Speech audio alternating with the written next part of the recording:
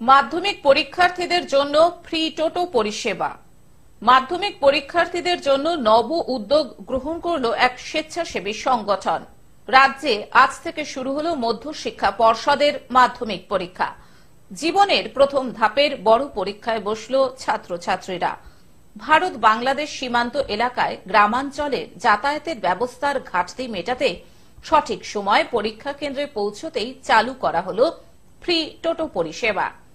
রাজগঞ্জ ব্লকে কুকুরজান উচ্চ বিদ্যালয়ের ছাত্রদের সিট পড়েছিল জলপাইগুড়ির সদর ব্লকের বাহাদুর ঠুটা পাকুড়ি হাই স্কুলে।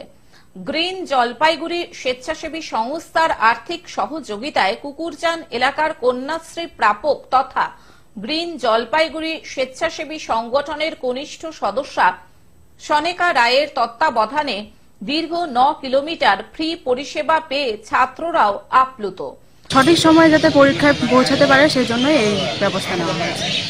আজ সকালে পরীক্ষার সেন্টারে এসে ছাত্রদেরকে কলম তুলে দিয়ে শুভেচ্ছা জানান সনেকা রায়। সঙ্গে সংগঠনকে ধন্যবাদ জানান ছাত্রের অভিভাবকেরা।